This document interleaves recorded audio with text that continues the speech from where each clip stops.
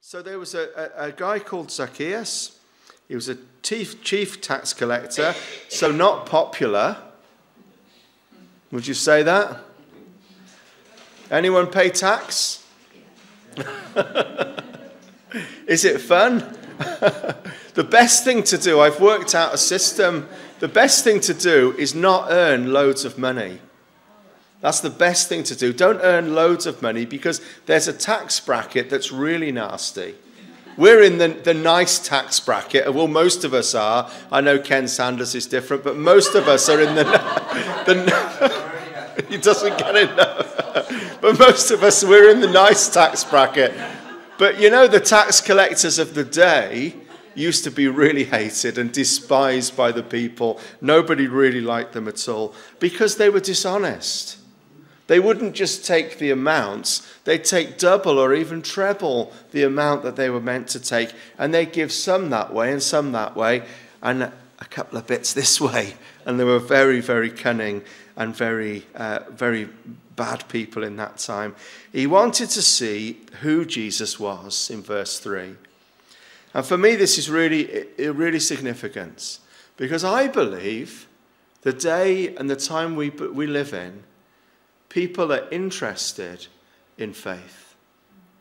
They're interested in spirituality. They're interested in human beings whose lives change because they meet someone that's greater. People are interested in your story. How you tell your story is completely unique to you. And you need to be really careful. And we were talking this afternoon, Gareth, weren't we, about Gareth's testimony. And he was saying, well, what do I say? How long or short should it be? And Kim's told him already, don't make it too long. Make it shorter and then sort of draw them in for more then, and they can ask you questions. But it's so important that people understand who Jesus is. And he wanted to see who Jesus was. Who is this guy that all these things are happening through and with? But being short, he could not. Now, there are a lot of hindrances, aren't there, to meeting Jesus? Let's be fair. What are the hindrances to meeting Jesus? What can you think of in your family? In your friendship groups, what are the problems people say? Why can't they become a Christian? Because of the things they've got to give up. So I've heard people say to me, I can't come to church because I smoke. I can't come to church because I drink. I can't come to church because I do bad things. I'm sinful. Well, Jesus came to help us live life in an abundant way. And these are things that we put in place and we say, well, we can't give those up. So you're then saying that these things are more important than Jesus. And Jesus knows about you and your past and your present and the things that you do and the things that he's going to help you with. He knows all about this. But we put these hindrances in place. I've heard people say to me, I can't come to church because I watch rugby. Or I can't come to church because I wouldn't want to give in the offering. But all of these should never be hindrances to you meeting Jesus, because when you do meet Jesus, a whole new world opens up. And you live in this little world before you meet Jesus. And Zacchaeus lived in a little world, didn't he? And he lived in not lived in a tree, but went in a tree. And his whole environment was really small. But you know, when you meet Jesus and you go through the door, you go through the gates, and you have faith and you believe in him, do you know what happens? Is your whole world opens up. Your whole world opens up. And you can do things that you never believed you ever could. You experienced that, you older Christians? Those that have been Christians for 20, 30, 40 years, you lived in this little environment where you were trying to pay your mortgage and eat and sleep and have fun and watch rugby and football and do all these amazing things that really aren't that amazing. And then when you go through the door and you meet Jesus, your whole world opens up. And that through faith and belief in him, you can do things that you never dreamt or imagined you'd ever be able to do. Isn't it wonderful? And Zacchaeus, he had some hindrances. He was wealthy. He was a tax collector. He was short. But you know what he did? He wanted to see Jesus. He wanted to meet Jesus. Nothing was going to stop him. The crowd was in the way. So in verse 4, and you can follow if you want to, in verse 4, he ran ahead. He ran ahead. The crowd was everywhere. Right. Jesus is in Jericho. You can think like Zacchaeus. Jesus is in Jericho. And he ran in front of the crowd. Just picture it now. And it's probably dusty, it's probably hot, and it's a completely different cultural environment to us. But he ran and he found a tree. Well, I think it's probably quite amazing that he found a tree. Don't you think? It's not a sort of tree-type place, is it? Lots of trees, do you think, Maddie? Well, Maddie's been there. Sycamore trees. Yeah, Corrie trees, lots of trees. Fantastic. He ran forward and he found a tree. He knew it was there, the tree. Fantastic. Trees. In Jericho. And he climbed up. Don't spoil the story. He climbed. You know the ending, don't you? I know that. He climbed the tree. Yeah, no health and safety. No CRB checks. He ran and he climbed the tree. Do you know why?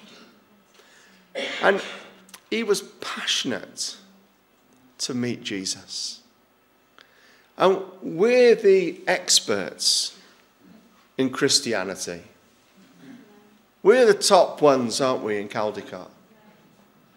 I know Elim as well, and the Methodist Church, and our Anglican friends, and our Catholic friends. But the 5 churches, we're the top people for meeting Jesus, aren't we? Look at us, we're the ones, aren't we? We're passionate to meet Jesus. We want to share the good news of Jesus abroad in our town. We want other people to receive what we've received, don't we? Well, Zacchaeus wanted to meet Jesus, and he was a bad man. He was a despised man. He was a rejected man. And he was short. Poor chap.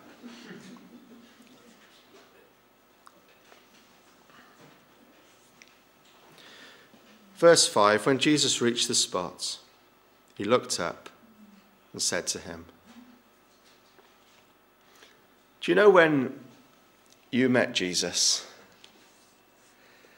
did you feel as though you were the only person in that place?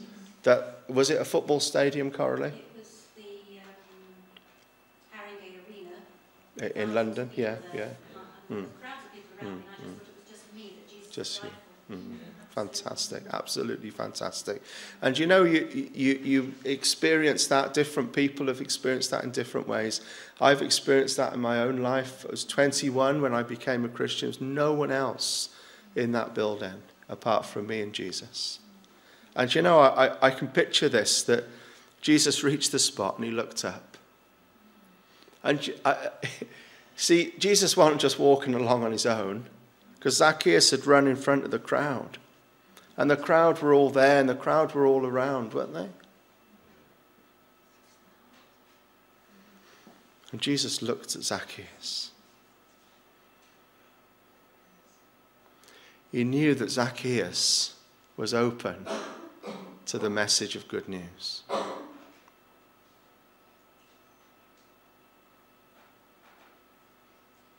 And I believe that there are people in your families, in your friendship groups, that are open to the good news. And there's one problem. You. There's one problem. Me. And sometimes We push too hard. And sometimes we don't push at all. How will they ever hear if nobody tells them? How will anyone ever know if no one ever speaks out the gospel truth? And so often we're just tickling the fish and we're just gently touching the water and saying, come on, fishy, come on into the net, you can do it. And sometimes you've just got to put the net in the water and pull it out. Sometimes God is just saying, come on, just fish again. Do you know when Jesus called them, and they'd been out all night fishing, hadn't they? Do you remember that story? And he said, just go out again. And your family and your family environment, you might have told them about Jesus till you're green and blue in the face and your ears are going to pop out. And you've lived the life and lived the life and lived the life, and you've not gossiped and you've not slandered people and you've not lived an immoral life and you've been faithful in church. And they're saying, why doesn't he just tell me about Jesus? Just keep pushing. Keep fishing. Keep working. Look for every opportunity. Gwenda said the opportunities are more now than they were when you were younger. But I tell you what, to get people to invite someone to an Alpha course is such a struggle. To say to people, here's a leaflet, go and invite someone to an Alpha course. They go, whoa! I'm going to freak out all my friends if I invite them to do something to do with God. But I tell you what, many, many times, people come and do Alpha and they learn more about Jesus. And they move along the journey of salvation. Doesn't always seal the deal. And I'm not into sealing the deal, I've got to be honest. And Nicky Gumbel tries to get people to seal the deal on week 2. And it very rarely happens on week 2. But bless him, he does his best and he does a fantastic work with that Alpha course. Far better than anything I could have ever done. And we use that tool and we try to use it effectively. But when September comes around, you should be getting ready for that Alpha course. And you should be praying in August and perhaps July, who can I invite? Who can I say to, will you just come with me to the Alpha course? And I'll sit by and I'll commit 13 weeks of the Alpha course and I'll come with you. And I'll miss Coronation Street for 13 weeks on a Monday night or a Tuesday night or whenever it is. Jesus reached the spot, he looked up and he said to him, Zacchaeus, come down immediately. I must stay at your house today. Isn't it so powerful? So imagine that meeting. And you've had these experiences with people. You know those God connections and those God moments. You need to be having them. In your family, in your workplace, in university, in other places that you go. Gareth is going to be having them daily now because he's told his family he's going to be baptized. These conversations will be happening so often, so often, so often. But sometimes in our families we just get into patterns. And we get into patterns of not saying anything about Jesus. Not sharing any good news. Monday comes and you might as well have not bothered coming to church. Do you know when I used to go to work? I don't work anymore. I just pastor, and it's a great privilege to do it, but it's not 9 to 5, as you probably know. But I used to go to work. I used to work in the printers, and every Monday, the boys would ask me about Sunday. Every Monday, if I'd gone out preaching, they'd ask me what I'd preached on. And do you know when I play golf? And I play team golf and different competitions. More often than not, the boys that I play with ask me what I preached on Sunday. And there are some occasions when I can't remember. Ken, do you ever get that? Yeah. Oh, thank goodness. They say, what do you preach about on Sunday? I can't remember. But more often than not, I'm able to. But you get into patterns of witnessing. But you also get into patterns of not witnessing, not sharing good news. And if you're not excited about something, I guess you're saying to people, I'm not really interested. Share good news with your family. This is the easiest story to tell people in your family. And you can lead people into it. That's how you fish. You lead the fish towards the net, don't you? Have you ever seen that? The people with the catapult thing with the food in? I love it. I'd love to be a fisherman. I don't like fish. You shoot that catapult and it's got all the food in that drops into and the fish come running up, don't they? And then you cast your net in, or your net there, or your line in there, and reel them in. Here's a technique, and I use it all the time. When I was in work, what do you get up to on the weekend? And they say, watch the rugby. Wales were lucky. Da-da-da-da-da. England won. Way! And all that sort of stuff. And then they say, if you've got any half-decent relationship with a person, they say, you know I'm going to say it, what did you do? So you're in the middle of a factory. I used to work in a factory. It was awesome. Middle of a factory, 6 o'clock in the morning, early shift. I've been up at 5 o'clock. I don't do mornings. Ken and Ron will tell you about elders' meetings. I'm not good in the morning. But you've got to be switched on when you're trying to reach the lost. What did you do on the weekend, John? You haven't got a very long period of time to speak because they're not really interested. So I've got a few options. Friday I was out on street pastor. I had a fantastic time, didn't we, Sam? Do you know, me, Sam and Kerry, we went into the middle of a field to try and find a homeless man in the dark because Kerry had seen a shack. You know, this is exciting, but it's really crazy. Don't tell Lorraine, I hope she doesn't watch the tape, because it wasn't really regular street pastor work, but it got the juices flowing a bit faster. I could tell them some stories of street pastor.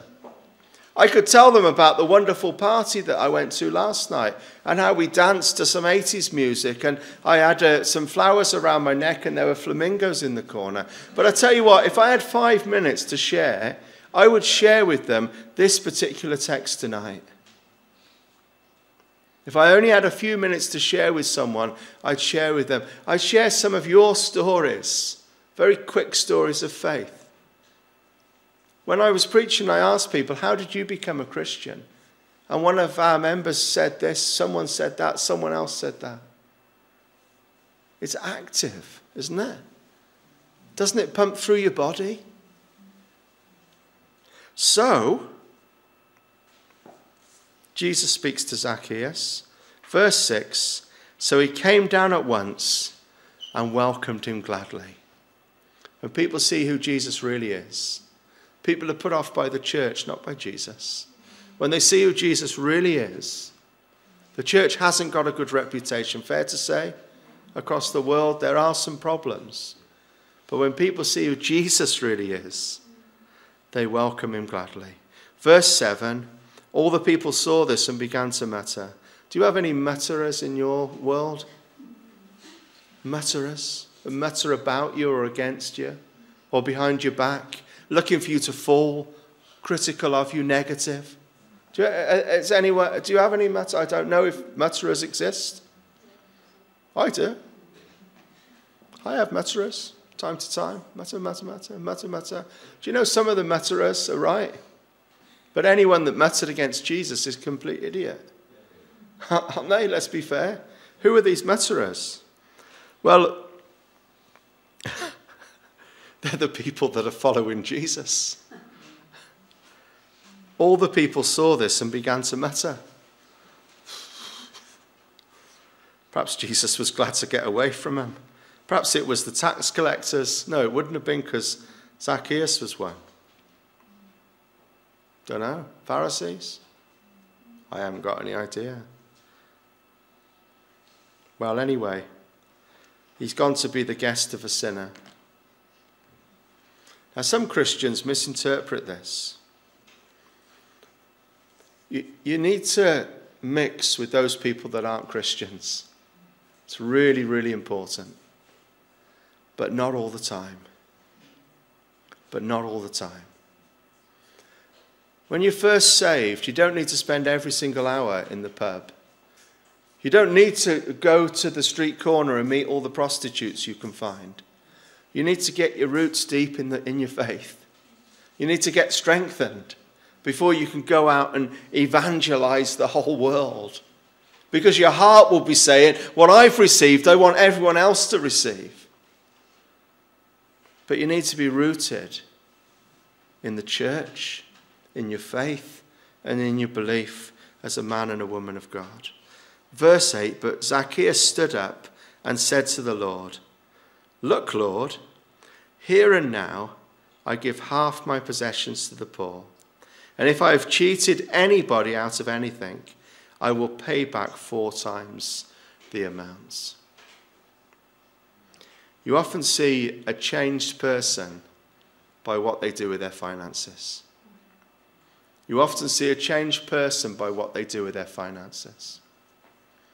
And I don't mean give more to the church, but how we use our money is vital and shows up very much what's in our hearts. Jesus said, today salvation has come to this house.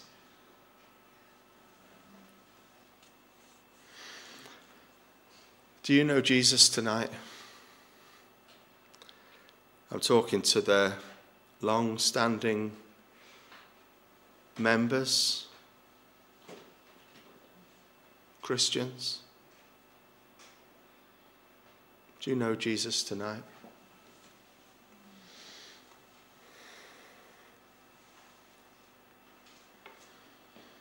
Do you need to come back to that place? You need to return to your first love. Some marriages go through trouble, don't they? And I always say to them, well, go back to when you were first in love. Remember those times. Today, salvation has come to this house. You see, Jesus came. He came for one reason. And that's to seek and to save the lost. Get very confused sometimes in church. Get very mixed up with what we're doing.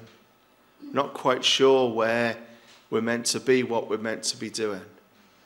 Well, if you just love God, love others, and seek to share the good news of Jesus so others will be saved, you're not going to be far off the target. What's my gift, John?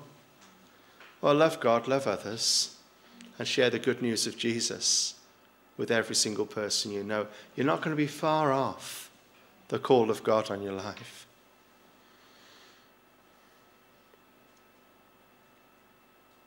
We live in a lost world.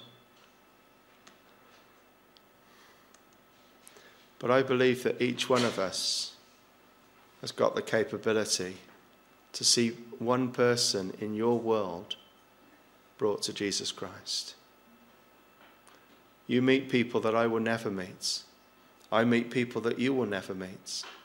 And our responsibility is to share what we've received with someone else. I heard it said, and I always use this quote, all we're doing is one beggar who found bread, sharing it with another beggar where he found that bread. And that bread is Jesus. Jesus is the bread of life. And Jesus will change and transform your life. And all you have to do is just share where you found Jesus, where you found that bread that sustains you, that helps you, that encourages you. Just share with someone else where you found that bread. It's as simple as that. Where you found Jesus. Not when you came to church, not how long you've been a member, not if you've preached, not anything. No one wants to know any of that. They want to know, has Jesus changed your life? And if Jesus has changed your life, you want to tell someone else about that. There's not many amens, but I'm doing my best. It's not easy.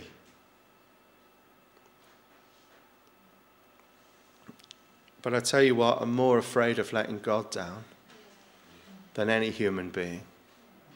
And you can think what you want about me, and I can think what I want about you. But I'm more concerned about what God thinks than any other human being. And if you've got to look a bit silly in work, whoopee-woo. If you've got to look a bit silly with your friends or your family, whoopee-woo. Jesus died on the cross for you to take away your sin. Through faith and belief in him, you're going to spend eternity in heaven. And we need to be a bit more pleased about that, because it's a bargain. The way I look at it, my life is far better than the little box I used to live in. Now the whole of it has opened up. And I'm not saying whoopee-woo anymore. I'm saying hallelujah. I'm saying thank you, God, for changing and transforming my life. And we've dedicated our life to this. And it's got to be better than this. It's got to be bigger than this. More people have got to hear this story, haven't they? In our schools, I go into the schools, great, fantastic. If you want to go into the schools, speak to me and we can get you in the schools. Go into the comprehensive, Lily comes in, it's brilliant. The doors are open, but we need more people doing it. We need more people doing it. In your family, you might not like any street work, well, so what? In your family, just share with someone. Say to someone in your family, can I tell you some good news? Jesus loves you and he died for you. Would you like a cup of tea? Share some good news with someone. It doesn't have to be complicated.